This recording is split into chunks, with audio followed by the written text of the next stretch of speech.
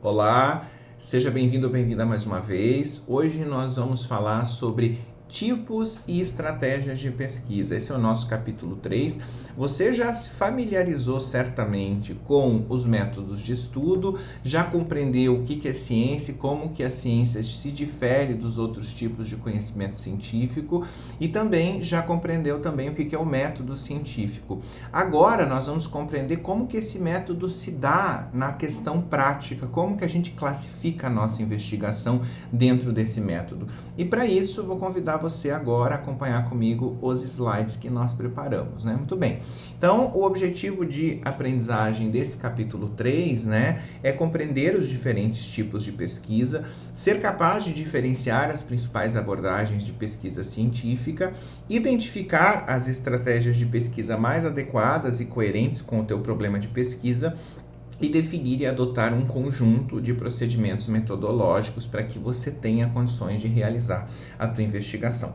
Para nós começarmos a conversar, você vai ver que a gente vai escrever aqui com você um conceito sobre pesquisa científica e também sobre o problema de pesquisa. Mas antes, eu quero só situar você que nós temos 3 tipos de pesquisa científica quanto ao objeto de investigação que nós vamos fazer. Nós temos pesquisas exploratórias, descritivas e explicativas. E que essas escolhas que você faz e essas decisões metodológicas afetam o delineamento da tua pesquisa como um todo, né? Então é importante que você decida com muita certeza, com uma tomada de decisão muito bem pensada, para que você tenha condições de acertar na metodologia que você escolheu, né? E essas abordagens ou enfoques de pesquisa são a forma com que nós abordamos realmente os nossos problemas. Vamos dar um enfoque mais qualitativo ou um enfoque mais quantitativo, ou reunir as duas abordagens no enfoque misto, ou o que a gente chama também de quali-quanti. E também, para isso, nós precisamos pensar nos instrumentos ou nos métodos e técnicas de coleta de dados que estão relacionados à questão do experimento, do survey, da pesquisa documental bibliográfica, do estudo de caso e de campo, da etnografia, de pesquisa ex post facto e outros tipos que nós já vamos discutir mais agora à frente dentro desse capítulo. Então, eu vou começar com você aqui identificando o que é, né, pesquisa científica. Pesquisa científica é o resultado de um inquérito ou exame minucioso realizado com o objetivo da gente resolver um problema recorrendo a procedimentos científicos. Então, a pesquisa científica ela não é a mesma coisa que fazer uma pesquisa de escola, né? Não é simplesmente descrever resultados que você já identificou na internet, mas sim identificar formas de resolver um determinado problema. É para isso que existe a pesquisa científica e que segue um rigor ou uma metodologia científica. Tendo em vista os objetivos da pesquisa, ela pode ser exploratória, descritiva ou explicativa, e nós já vamos ver logo à frente o que é cada um desses tipos de pesquisa. Mas antes de nós virmos isso, é importante que você se pergunte o que é um problema ou uma questão de pesquisa. Então, um problema, uma questão de pesquisa tem como finalidade direcionar a tua investigação. É aquilo que eu pretendo responder. É a lacuna existente no conhecimento, na área científica, que vai me fazer desenvolver essa pesquisa, essa investigação. Então, é um enunciado explicitado de forma clara, ou seja, a tua pergunta ela tem que ser clara. O que você pretende? Qual é a dúvida que você tem no conhecimento científico que vai ser respondido? De forma compreensível e operacional. O que significa esse operacional? Que seja capaz de ser realizado, cujo melhor modo de solução ou é uma pesquisa, né, ou se dá por meio de processos de pesquisa científica, né? Ou seja, eu preciso responder a uma pergunta utilizando algum tipo de pesquisa ou respondê-la, esse problema de pesquisa, através de procedimentos científicos validados pela academia, validados por pesquisadores, não é verdade? Então, considerando isso, nós podemos pensar nos 3 tipos de pesquisa que eu acabei de falar para você. Uma pesquisa exploratória, ela é uma pesquisa que tem a finalidade de fazer com que você, pesquisador, se familiarize com o teu problema de pesquisa. O que eu quero dizer com isso? Como o nome já diz, explorar alguma coisa é conhecer mais a fundo, né? Conhecer as nuances, as questões mais particulares e pormenorizadas de um determinado assunto. Então, toda pesquisa exploratória, ela está ligada com a ideia de algo que ainda não possui, né? Um conhecimento que ainda não está, digamos assim, amadurecido, não possui, portanto, uma síntese ou uma sumarização suficiente. Então, consequentemente, você vai explorar algo que ainda é novo ou que não possui conhecimento científico a um nível de profundidade que uma pesquisa descritiva ou explicativa já possui. Então, aqui essas pesquisas elas servem para que você aumente o entendimento do problema e conheça mais sobre aquele fenômeno, aquela problemática, que você refine a tua questão de pesquisa, porque quando eu faço uma pesquisa exploratória, eu consigo melhorar realmente aquilo que eu estou querendo pesquisar, porque eu estou explorando algo e deixando aquilo muito mais bem delineado. E também identificar informações que possam ser reunidas para que eu tenha condições de formular questões investigativas, né? Ou seja, para que eu possa formular ou refinar a minha problemática e a minha pergunta de partida. Então, eu posso fazer uma pesquisa exploratória antes de conduzir uma pesquisa descritiva ou explicativa? Posso, porque a pesquisa exploratória pode trazer para mim insights ou informações que vão me servir para dar base à minha pesquisa descritiva ou à minha pesquisa explicativa, certo? Então, o conceito de pesquisa exploratória é esse. Além da pesquisa exploratória, nós temos também a pesquisa descritiva. Como o nome já diz, ela descreve características de determinada população ou de determinado fenômeno. Então, quando você pega, por exemplo, para explicar as propriedades da maçã, você vai explicar a cor da maçã, como ela funciona, né, a nível de produção, explicar se ela for partida, quais os tipos de sementes, como que faz a germinação, como que é o processo de plantação. Então, consequentemente, você vai descrever características da maçã. Consequentemente, a pesquisa descritiva tem essa finalidade, que é descrever determinados fenômenos, considerando as características que esses fenômenos possuem. E aí a gente pode se perguntar, eu falei aqui, descrição de características de determinada população, né? O que é população dentro de uma investigação científica? É um conjunto definido e delimitado, né, por elementos ou indivíduos com características semelhantes. Então, quando a gente fala a população de Manaus, nós estamos falando todas as pessoas que vivem geograficamente dentro do município de Manaus. Então, a população significa isso, significa um conjunto de indivíduos com características semelhantes. Qual seria a característica semelhante daqueles que residem no município de Manaus? A residência fixa dentro do município de Manaus, né? Então, existe alguma característica que seja semelhante que faça com que a gente classifique essa população.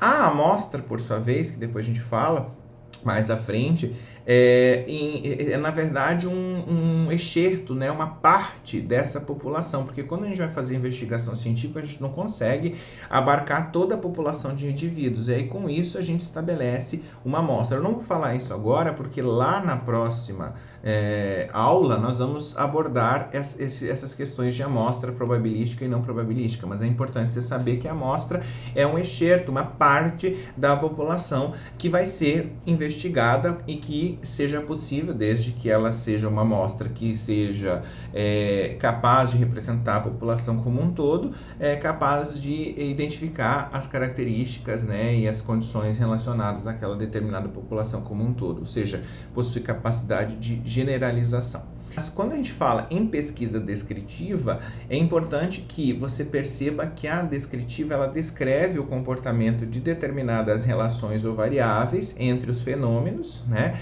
E aí normalmente essa descrição está muito baseada naquele paradigma que nós vimos quando nós começamos a falar sobre ciência a nível positivista, né? Que é o que? Descrever a verdade como ela é. Então a pesquisa descritiva ela tem uma característica bastante positivista nesse sentido.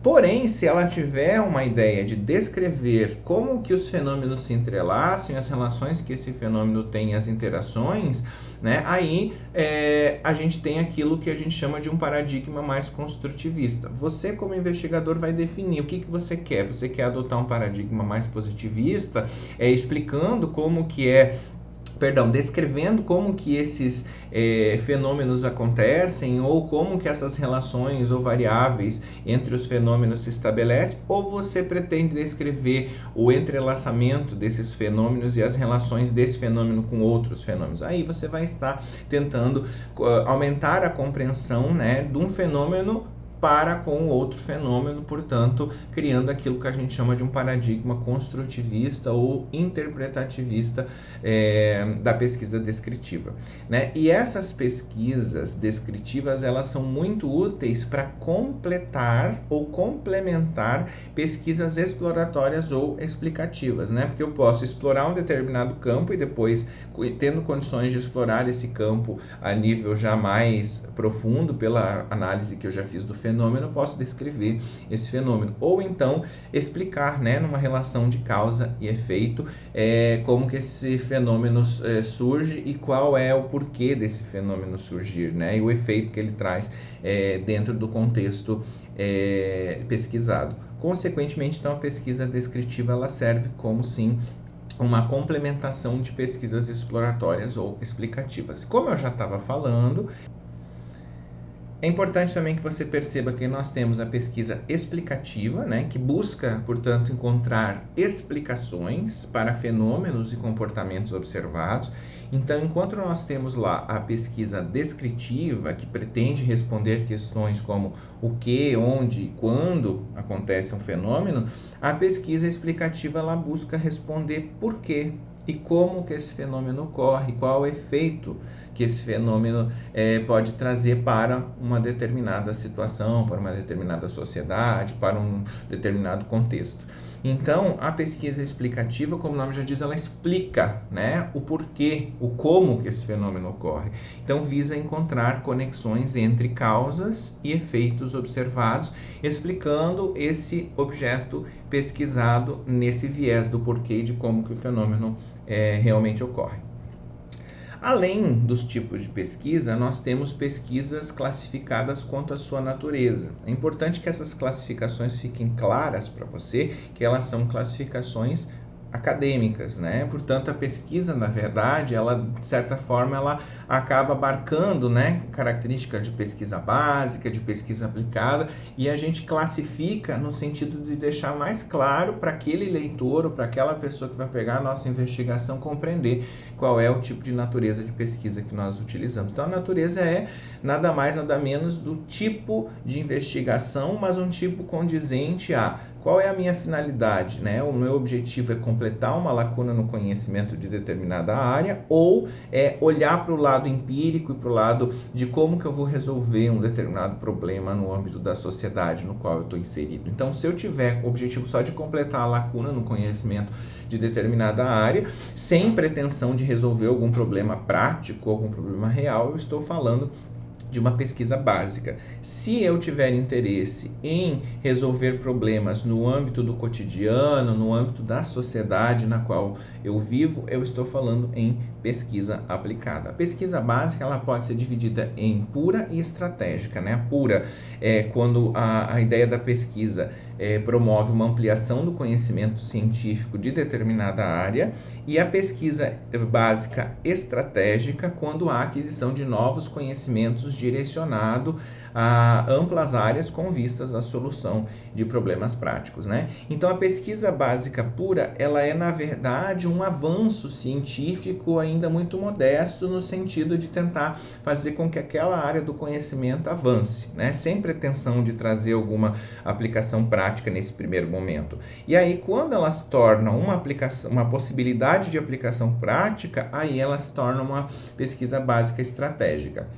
Quando ela sai do campo teórico e passa a ser avaliada no campo empírico, ou no campo da prática, da vivência nas sociedades, aí ela se torna aquilo que a gente chama de uma pesquisa aplicada, né? Nós, dentro de uma área de conhecimento que é de ciências sociais aplicadas, usamos muito as pesquisas aplicadas no contexto das sociedades e dos âmbitos, né, sociais e organizacionais nos quais a gente está inserido no dia a dia.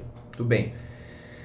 Além, né, do que a gente acabou de falar aqui da natureza de pesquisa, você também pode pensar na forma que você vai abordar ou dar um enfoque na tua investigação. Essa investigação ela pode ser qualitativa, quantitativa ou mista. Então, quando a gente pensa na abordagem ou no enfoque, né, da pesquisa, a gente pode ter aqui, portanto, uma pesquisa quantitativa, que vai coletar e analisar dados numéricos aplicando testes estatísticos, tanto na coleta quanto no tratamento dos dados. É muito comum, por exemplo, a gente usar a análise de regressão linear, análise de regressão múltipla, indicadores de correlação entre variáveis, análise fatorial, né, e alguns outros tipos de testes paramétricos e não paramétricos para conduzir análises de um conjunto de dados para traçar determinadas tendências dentro desses dados.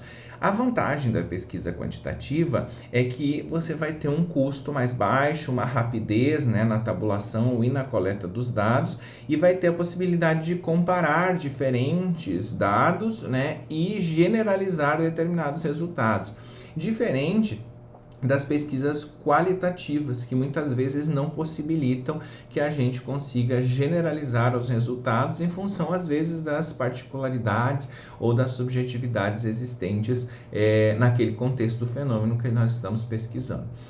Além disso, nós temos a pesquisa qualitativa, como já falei, que se dedica ao estudo dos fenômenos em que a quantificação não é suficiente ou não é apropriada, ou que não seja, né, conveniente nós reduzirmos ali o objeto de pesquisa ou fenômeno a variáveis e a padrões de medida. Porque quando a gente pensa em pesquisa quantitativa, nós estamos obrigatoriamente sintetizando, sumarizando determinadas construções teóricas dentro de padrões de medida, de indicadores e tudo. E, consequentemente, isso faz com que eu reduza também a condição de avaliar qualitativamente o meu fenômeno. Então, a pesquisa qualitativa já me dá a possibilidade de avaliar isso com maior profundidade. Então, os fenômenos, eles são compreendidos no contexto em que ocorrem em uma perspectiva mais integrada e com um enfoque mais profundo nesses fenômenos.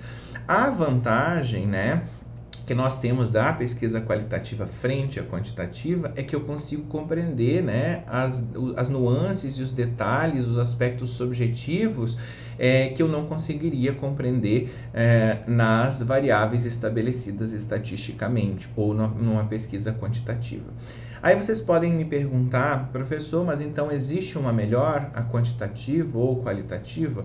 Não, na verdade vai depender do enfoque que você quer dar. Se você quer dar um enfoque mais numérico e tentar traçar informações a nível de generalização, você trabalha com uma pesquisa quantitativa. Se você pretende trabalhar os fenômenos com mais profundidade, compreender as relações desse fenômeno num aspecto muito mais de qualidade do que de possibilidade de generalização, você trabalha uma pesquisa qualitativa. Mas há a possibilidade de você unir, né, o melhor dos dois mundos, digamos assim, que são as pesquisas quali-quantitativas ou abordagem mista, que a gente chama, né, que tenta, digamos, combinar os procedimentos metodológicos que nós falamos anteriormente para coleta e interpretação dos dados de forma combinada, né?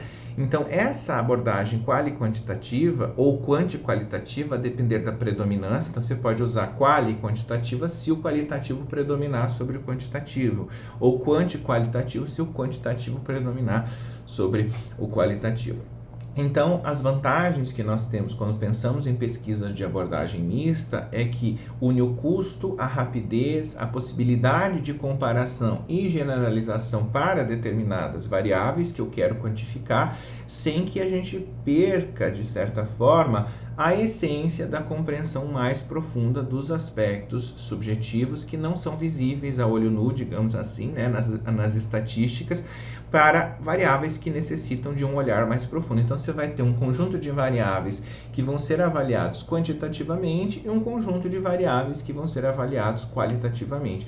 E, considerando isso, você vai enriquecer a tua investigação com as duas abordagens, né? É mais trabalhoso? Certamente é, mas também traz aí para você um grau de refinamento muito maior na tua investigação quando você consegue, né, adequar algumas variáveis quantitativas com algumas variáveis qualitativas. Além da pesquisa qual e quantitativa, né, essa questão do enfoque, a gente tem algumas estratégias de pesquisa que a gente precisa compreender para olhar para os aspectos técnicos ou da coleta de dados, né, e como que a gente vai fazer com que esses métodos sejam aplicados no contexto operacional da investigação. Então, as estratégias de pesquisa são alguns procedimentos metodológicos que vão auxiliar a gente como investigador a responder uma pergunta central de pesquisa, indiferente do tipo de pesquisa. O que eu quero dizer com isso? Que, indiferente se você abordar uma pesquisa exploratória, descritiva ou explicativa, você pode utilizar esses métodos. Claro que alguns desses métodos estarão mais alinhados com determinados tipos de pesquisa, tá? Então, você precisa compreender e ver qual é o tipo de pesquisa e qual é o método que você vai utilizar para abordar esse tipo de pesquisa a nível da estratégia, tá? Alguns autores chamam as estratégias de pesquisa de métodos de coleta, ou métodos de pesquisa, ou mesmo delineamento ou design de pesquisa. Então, quais são os tipos que nós temos, né? Nós temos a pesquisa experimental, como o nome já diz, é um experimento, né? Então, é uma das estratégias mais rigorosas e consiste no quê? A gente avalia fenômenos ou variáveis em um conjunto de indivíduos semelhantes, dividindo-os em um grupo que a gente chamaria de experimental, em que existem alterações nas condições de um fenômeno, do objeto, né, da variável, e outro grupo que nós chamamos de controle, onde as condições não se alteram. Nesse tipo de pesquisa, qual é o intuito, então, do pesquisador? É compreender como que as alterações em uma variável independente, uma variável que nós vamos alterando, produz alterações em alguma variável dependente, né? É importante que você olhe para a pesquisa experimental e se pergunte, existe algum exemplo de pesquisa experimental na área de ciências sociais aplicadas? Existem vários, né? Mas um deles, e que acredito eu que você conheça, é o exemplo da experiência de Hawthorne, que foi lá no período da Escola de Relações Humanas, né, quando o Elton Maio fez aquela pesquisa separando as mulheres, né, do contexto do grupo de controle e colocou a iluminação mais alta ou mais baixa para identificar se a iluminação influenciava nos fatores de produtividade dos indivíduos. Se você quiser ver um pouquinho mais sobre essa experiência, você pode assistir no meu canal, pelo QR Code que consta no livro, a aula que fala sobre a Escola de Relações Humanas, que trata da teoria geral da administração, explica um pouquinho mais pormenorizada essa experiência ou esse experimento. Então, a condição da pesquisa experimental é exatamente olhar para um grupo experimental, para um grupo de controle e analisar, né, como que alterando uma determinada variável, isso pode impactar naquele grupo que está sendo objeto da experiência ou não. Muito bem, além da pesquisa experimental, né, é importante que quando a gente fala em pesquisa experimental, a gente está falando em variáveis. Quando a gente fala em variáveis, nós estamos falando que é um elemento individual ou um atributo sobre o qual os dados foram coletados. Uma variável, na verdade, é um conjunto, né, uma definição de uma medida para um determinado comportamento, para um determinado fenômeno dentro do contexto pesquisado, certo? Além da pesquisa experimental, nós temos também as pesquisas operacionais. E essas pesquisas, elas são muito conduzidas no âmbito das empresas e no âmbito da engenharia, visando fornecer ferramentas que são mais quantitativas para os processos de tomada de decisão mais racional no contexto das organizações.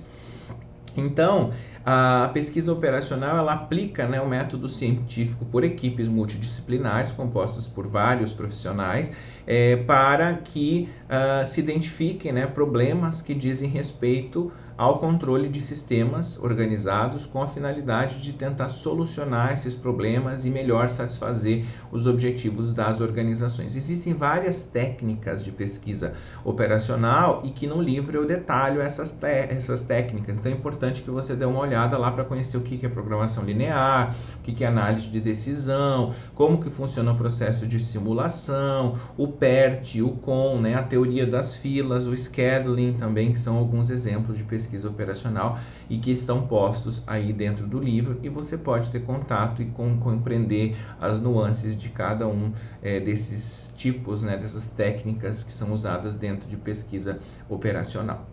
Além disso, nós temos a técnica que a gente chama, né, do survey ou do levantamento, que é uma estratégia que usa questionários para a gente coletar dados e informações de forma sistemática, né, a respeito de pessoas, suas preferências, seus comportamentos, e tem um apelo bastante positivista, já que esse survey ou esse levantamento descreve e explica muitas vezes a realidade com muita autoridade e certeza, baseado nas respostas que foram dadas dentro desses questionários.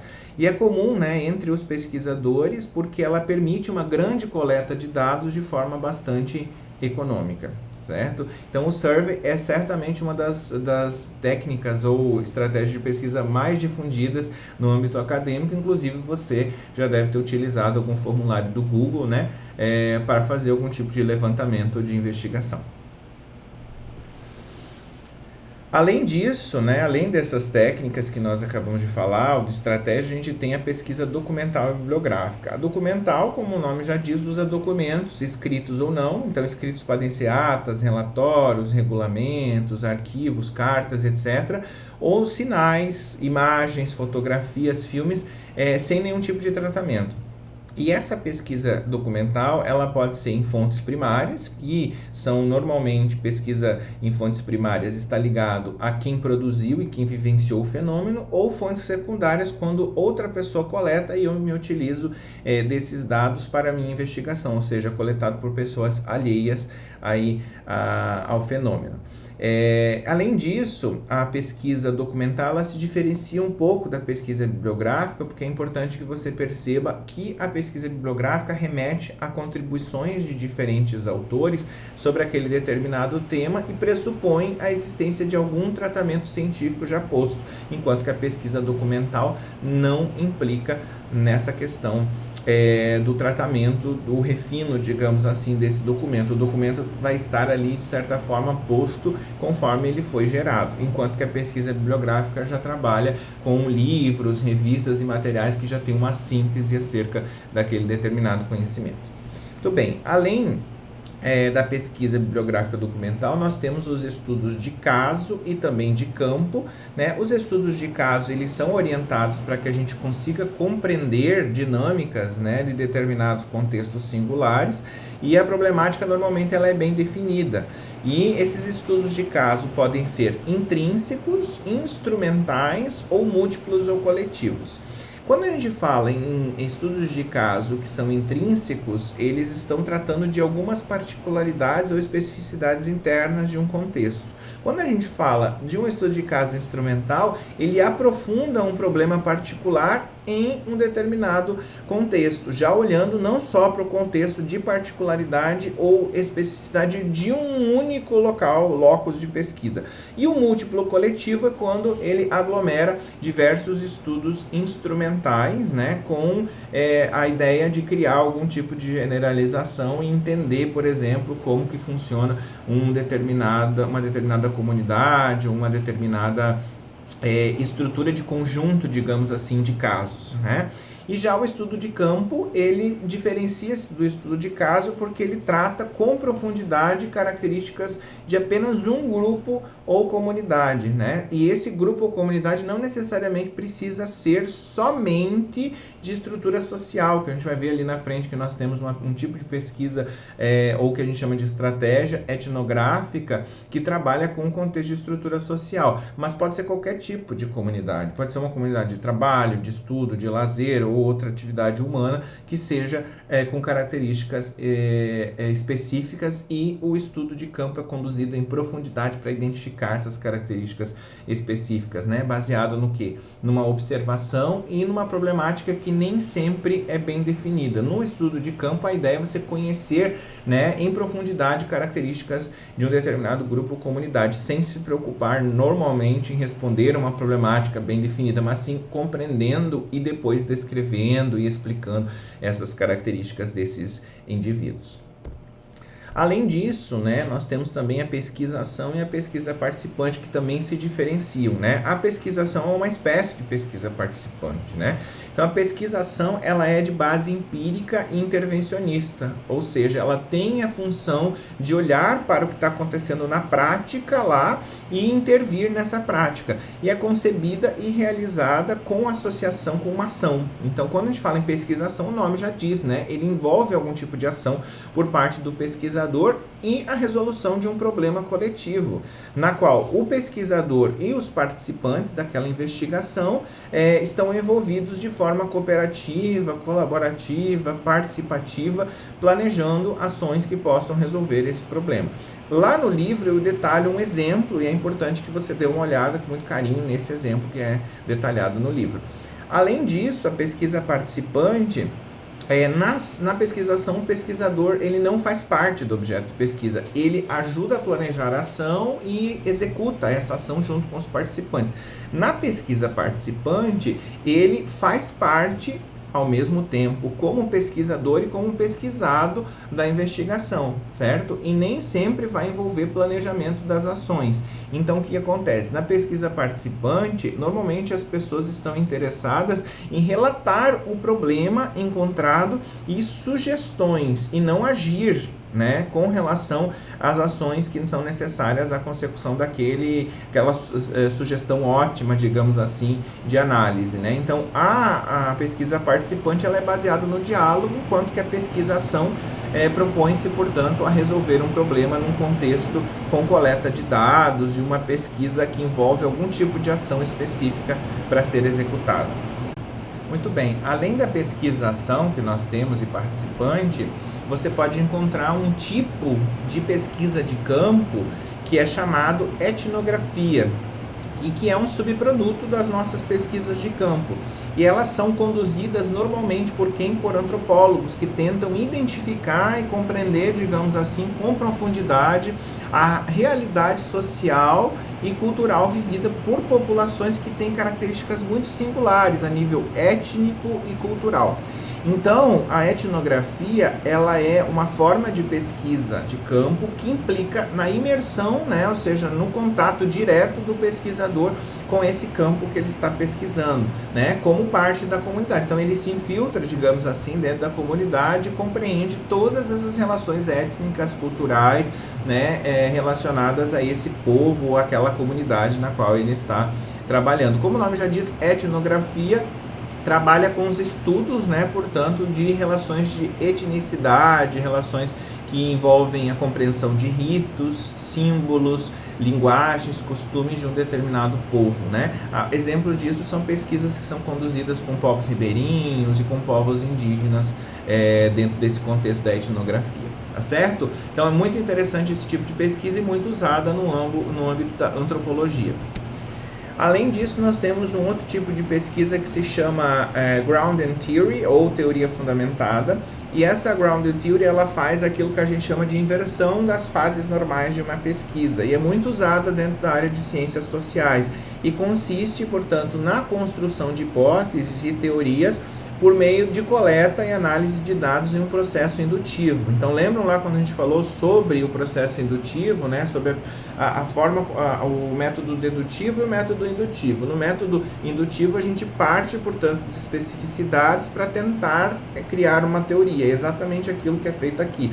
Então, começa-se com a coleta de dados. Ao invés de a gente começar pensando em uma problemática, observando as teorias que já fundamentam essa problemática, a gente faz o contrário. A gente começa coletando os dados, revisa os dados que nós coletamos e a partir daí nós definimos ideias ou conceitos que se tornam mais aparentes dentro desse contexto de coleta de dados que nós fizemos. Aí a gente vai a campo novamente, coleta outros dados, compara esses dados, sintetiza, revisa e identifica esses dados em determinadas categorias. E essas categorias fazem com que nós possamos criar determinadas hipóteses que se sustentam pela própria coleta de dados que já foram feitas, né? Consequentemente, nós vamos ter o surgimento de uma nova teoria baseada num processo inverso, que é de coleta de dados, síntese, organização, revisão desses dados para a construção teórica, e não usar-se de uma teoria, né, para aplicar os dados, para aplicar um instrumento de coleta de dados, identificação das tendências e comparar isso com a teoria já existente. Muito bem, então esse processo é um processo de teoria fundamentada. O que isso quer dizer? Que a teoria, quando ela é construída, ela não precisa ser testada, porque ela já foi fundamentada e baseada em testes a priori, né, e não a posteriori, como a gente está acostumado a fazer. Além da Ground and Theory, a gente tem também a pesquisa ex post facto, né? E essa pesquisa ex post facto, ela é baseada em fatos passados, né? Então, o estudo ele vai ser realizado após a ocorrência de variações que aconteçam numa variável dependente no curso natural dos acontecimentos. E esse pesquisador, o que ele faz quando ele trabalha com uma pesquisa ex post facto? Ele identifica situações em que as variáveis se desenvolveram naturalmente e trabalha sobre elas como se elas tivessem sido submetidas a controles numa estratégia experimental, né? E tenta, portanto, identificar correlações entre as variáveis, mas, como o nome já diz, é baseada em fatos passados, diferentes de uma pesquisa experimental que se baseia em fatos presentes, mas simplesmente tira do espaço normal ou espaço do cotidiano daquele determinado fenômeno, isola, né, esse fenômeno em um contexto experimental para poder conduzir as investigações. Aqui a gente faz o que? A gente faz algo semelhante, mas não tem condições de isolar mais o fato, porque o fato já aconteceu, mas a gente trata como se o fato estivesse isolado em um contexto específico no tempo. E as conclusões que a gente tira são principalmente de entender se existe relação entre determinadas variáveis. É muito importante que você perceba que pesquisa ex post facto pode ser, digamos assim, um pouco mais insegura quando a gente fala em conclusões relativas a fenômenos de causa e efeito, porque em pesquisas experimentais a gente consegue testar, né, na situação presente a relação de causa e efeito entre as variáveis. Já na pesquisa ex post facto, a gente não consegue porque o fenômeno já não existe mais, né? Esse fenômeno ele está sendo, portanto, analisado em um contexto que é no futuro daquilo que já passou, né?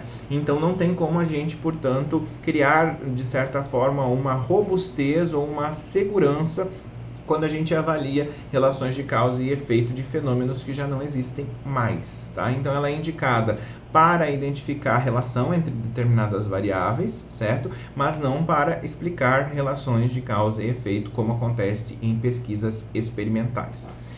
Além disso, nós temos também um tipo, né, de estudo que a gente fala de estratégia de pesquisa que o Antônio Carlos Gil usa muito, que se chama os estudos de Court, né, que são estudos voltados a uma determinada amostra de população, um conjunto, né, de pessoas que tem características comuns, e esse conjunto de pessoas constitui uma determinada amostra que vai ser acompanhada por um determinado período de tempo para se observar e analisar aquilo que acontece com essas pessoas. É muito comum, por exemplo, em pesquisas da área médica, né? Quando a gente tem, por exemplo, qual o efeito de um determinado medicamento na pressão arterial de um determinado indivíduo. O que acontece? Vai sendo feito um acompanhamento clínico daquele indivíduo ao longo do tempo. Então, esse estudo de Court é muito comum e principalmente são escolhidos determinadas pessoas, né? E eles podem ser prospectivos quando acontecem, né, num fato de contemporaneidade, acontece no presente, ou retrospectivos quando analisados de forma histórica ou com registros de determinados indivíduos do passado, né? Esses estudos eles são limitados por alguns fatores, principalmente porque normalmente a amostra ela não é aleatória, eu não pego indivíduos de uma população toda, eu escolho determinados indivíduos dentro dessa amostra. por uma necessidade de amostragem muito grande. Então eu vou puxando aqueles que têm interesse em participar do estudo e acabo, portanto, não tendo uma amostra aleatória, mas sim acabo enviesando, de certa forma, essa amostra, coletando informações de indivíduos que realmente só se interessam em participar da investigação e não de outros indivíduos quaisquer que fariam parte daquela população que eu estou estudando, né? E é importante perceber que esse tipo de estudo ele envolve uma coleta muito grande também de amostragem para que a gente tenha condições de estabelecer alguma tendência comportamental. Por exemplo, quando a gente vai estudar um medicamento e dizer que aquele medicamento pode alterar ou não a pressão arterial, por exemplo, de um indivíduo, eu preciso ter uma amostra assim significativamente grande para poder traçar essa tendência, porque caso contrário, o meu argumento acaba não suportando, né, a validade do método científico, porque eu tenho que ter evidências que comprovem isso. E 1, 2, 5, 10, 15, 20 evidências não são suficientes para dizer que sempre que alguém consumir esse medicamento, ele vai ter alguma alteração na pressão arterial. Então, um exemplo simples aqui para você compreender o que vem a ser esses estudos de Court, certo? Então, além disso, além dessas estratégias, né, de pesquisa que nós acabamos de ver, é importante que você compreenda que a tua pesquisa ela precisa ser delimitada num horizonte temporal. E aí você pode optar por fazer uma pesquisa num horizonte temporal longitudinal ou transversal. O longitudinal é quando você vai acompanhar de forma contínua o teu objeto de pesquisa por um período de tempo determinado. Podem ser semanas, meses, anos, né? Quero estudar o fenômeno de 1995 para cá. Então, portanto, eu estou fazendo uma investigação longitudinal. Quando eu estou fazendo uma investigação transversal, eu faço um recorte momentâneo, ou seja, como se eu estivesse passando a faca ou passando a tesoura no tempo e dizendo, vou estudar o ano X, né? Ou seja, eu estou fazendo uma fotografia daquele momento do objeto do fenômeno em um período específico no tempo. Então, eu quero estudar a virada do milênio, o ano 2000, portanto. Então, eu estou fazendo uma investigação transversal, porque eu estou me debruçando somente em cima do ano 2000, né? Não estou me debruçando sobre os demais anos daquele determinado fenômeno para constituir uma investigação longitudinal. Muito bem? Então é importante que você defina essa questão também do horizonte temporal da tua investigação. Para a gente finalizar, é importante aqui que você observe como que se dá essa questão da classificação da pesquisa, né? A gente pode classificar a nossa pesquisa quanto ao tipo, como pesquisa exploratória, descritiva ou explicativa, né? Exploratória quando eu vou identificar algum fenômeno que ainda possui pouca análise na literatura ou que existe ainda uma lacuna muito grande do conhecimento e que não possui, portanto, pesquisas suficientes para, digamos, satisfazer essa lacuna. A pesquisa descritiva, como o nome já diz, descreve, né, determinados fenômenos, e a explicativa tenta fazer essa relação de causa e efeito.